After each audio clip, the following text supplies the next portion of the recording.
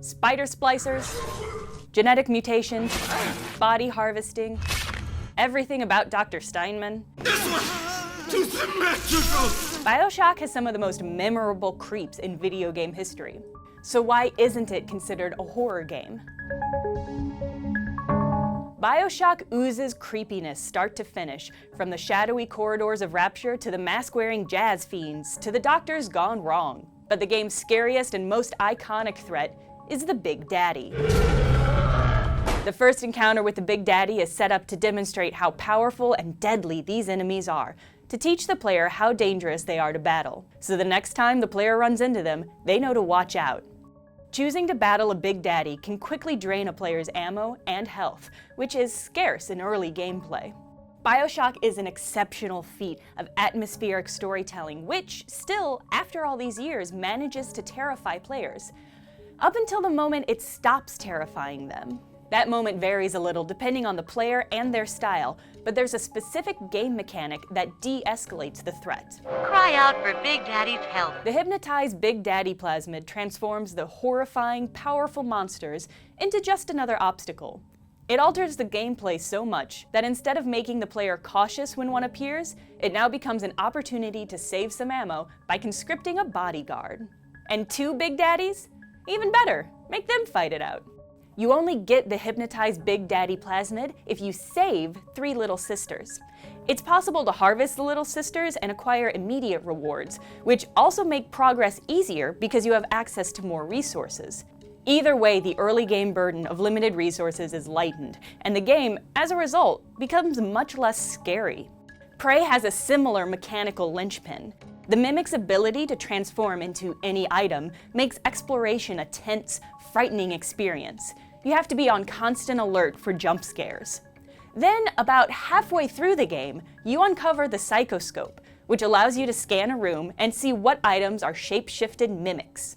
Suddenly, it's much less stressful to explore. The game still has scary moments and frightening creatures, but the moment-to-moment experience is no longer terrifying. The survival part of survival horror is key to understanding this tonal shift. The cornerstone of horror games is a constant, low-level feeling of powerlessness. The main way games invoke that feeling is to limit resources, whether that's ammo, health, battery life, or electricity. This keeps players in a constant defensive state by forcing them to actively think about whether it's worthwhile to fight, to run, or to hide. This simple gameplay limitation is the root of terror for most survival horror games. But it's the main thing that separates, for example, zombie survival horror games from zombie shooter games.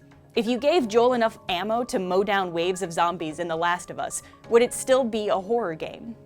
Regardless of which path you choose, BioShock will eventually morph into a regular action game, thanks to an increased access to healing items, ammo stockpiles, and getting the ability to shoot bees. Because once you can shoot bees from your hands at any time, it's hard to be afraid of like a gassed-up flapper wielding hooks.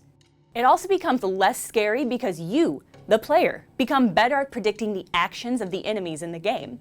You learn the sounds of, say, the Houdini splicer. Hello, Their movements, their weaknesses. Both BioShock and Prey incorporate this meta understanding of enemies as mechanic, with the camera and the Psychoscope respectively. Both items give passive bonuses once the player has photographed or scanned the enemy. Instead of punishing contact with enemies, it encourages players to get up close, de-incentivizing running or hiding. Knowledge is power. It's not a bad thing that players become immune to frights. It's difficult for any game to maintain a tense atmosphere over an extended period of time. Most beloved horror games are surprisingly short, around the 8-hour mark. But BioShock clocks in at 12 hours, and Prey at 15. If you have a lot of story to tell, it makes sense to transition mechanics to be closer to an action game to keep them from becoming too rote. This also means, to a certain extent, that the skill and knowledge of the player is a factor in how long a survival horror game remains scary. A veteran player who can pick out the algorithmic movements of a monster, or who can confidently line up shots and not waste ammo, won't be as afraid for as long. But where's the fun in that? Both BioShock and Prey are better games for flirting with terror, even if neither game commits to it for the full tenure. If you enjoyed this video, please like and subscribe to Polygon. There's a bunch of other episodes of FiendZone, so if you liked this one, there's one on creepypasta and about zombie games and all sorts of other things. So check them out. If there's something you'd like to see covered on FiendZone, leave a comment. And if there's something interesting or worth saying about it, we'll do an episode on it.